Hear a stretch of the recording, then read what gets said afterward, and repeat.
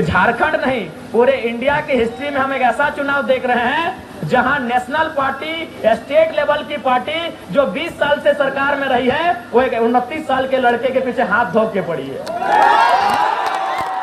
आप अगर आशीर्वाद नहीं देंगे तो ये लड़का, आखिर मुझसे डर उनको क्यों है? सवाल ये भी है कि मुझसे उन IAS IPS को डर क्यों है, उन सरकारों को डर क्यों है? ना, डर इसलिए कि अगर हम वहां जाएंगे तो हम वहां कोयले की बात करेंगे, बालू पत्थर की बात करेंगे, रोजगार की बात करेंगे, किसान की बात करेंगे, व्यवसाय की बात करेंगे। हम वहां जाएंगे तो हर झारखंड के मुद्दे को बहुत तार्किक ढंग से उठाएंगे। इसीलिए आज वो भयभीत है कि कुछ भी हो जाए, ये लड़का नहीं आना चाहिए। मैं आपको एक लोकसभा की घटना सुनाऊंगा, नाम लेके सुना देता हूँ। चंद्रप्रकाश चौधरी और मथुरा महतो, आपको मालूम है मैं तीसरा प्रत्याशी था, वो 2 थे। इंडिया से मथुरा महतो, एनडीए से चंद्रप्रकाश चौधरी। वो निरसा में बैठ के एक दिन मीटिंग कर रहे थे। क्या मीटिंग कर रहे थे मालूम है? कि बोले कुछ हो जाए, जयराम अगर जीत के आएगा तो तुम्हारा बेटा और मेरा बेटा का कैरियर खा जाएगा।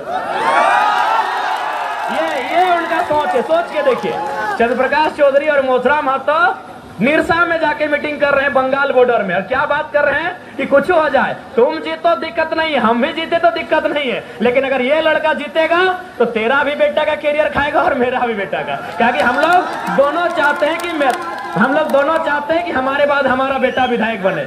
तो एक बार इस लड़के को आप साथ दीजिए, ये बदलाव के लिए आया है। हमसे भयभीत होने की आवश्यकता उनको है जो झारखंड की कोयला को लूट रहे हैं, जो झारखंड के बालू को लूट रहे हैं, जो जंगलों को, खनिजों को लूट रहे हैं, जो ईमानदारी पूर्वक, निष्ठा पूर्वक काम करने वाले लोग। आप निश्चिंत रहिए, हम आपके बीच भी गार्जियन बन के नहीं, आपका बेटा, आपका रक्षक बन के खड़ा रहेंगे। ये आपको हम वचन देते हैं। अरे आप तो संपन्न लोग हैं। मैं यह बरकट्ठा की एक घटना सुना रहा हूँ। वहाँ एक बुजुर्ग आदमी, सरकारी रिटायर्ड टीचर, वो सरकारी टीचर, ऐसा नहीं कि वो कोई आम व्यक्ति, एक सरकारी टीचर है। वो बरकट्ठा गए थे सीओ से अपना साइन करने के लिए। तो सीओ ने उनको 3 दिन घुमाया। तो चौथा दिन उस बुजुर्ग व्यक्ति ने कहा कि जयराम महतो ठीक बोलता है, घूस मांगने वाला वीडियो सीओ को उठा के टेबल में, क्योंकि आचार संहिता है। बूढ़े ने कहा, एक बुजुर्ग आदमी 70 साल उम्र पार हो चुकी है, उस बूढ़े ने कहा कि जयराम महतो ठीक बोलता है, घूस मांगने वाला वीडियो सीओ को उठा के टेबल में। विश्वास कीजिए, जो काम 3 दिन से नहीं हुआ था, सीओ ने खुद उनको बुलाया।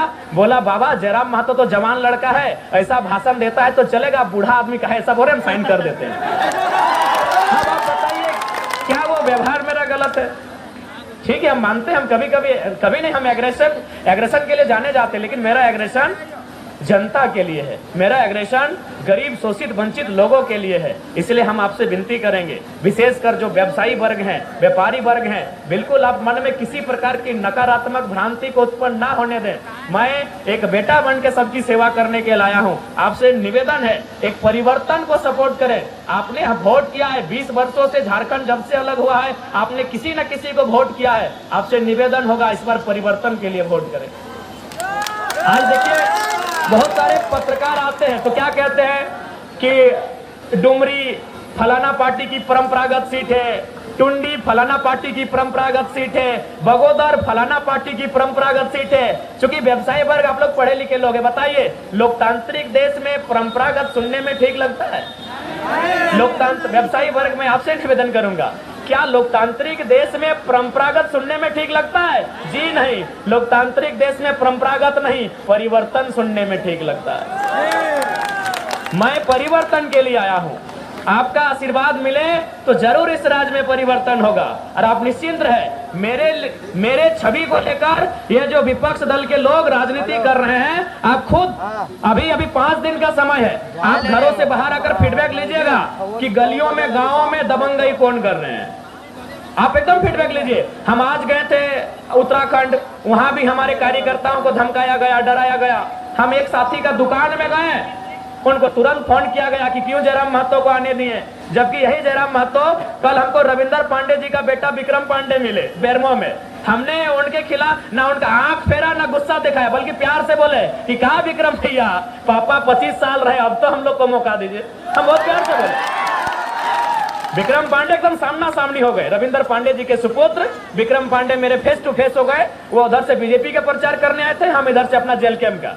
तो हमने ना उनसे नजर फेरा ना उनको गुस्से से देखा, बड़े प्यार से कहा क्या विक्रम भैया 25 साल से तब है ही, एक बार तो मौका दीजिए अब हम लोग को। तो निश्चिंत रहिए, मेरा वो चरित्र नहीं है, मेरा वो छवि नहीं है, मेरा एग्रेशन केवल और केवल भ्रष्ट पदाधिकारियों के लिए है जो सिस्टम को खोखला कर रहे हैं। अब बताइए, आज 6 लाख बच्चों ने CGL का फॉर्म भरा था, आज सुनने में आया 35 लाख में पेपर लीक हुआ है। अगर वहां हम गुस्सा करें तो बताइए क्या हम गलत हैं?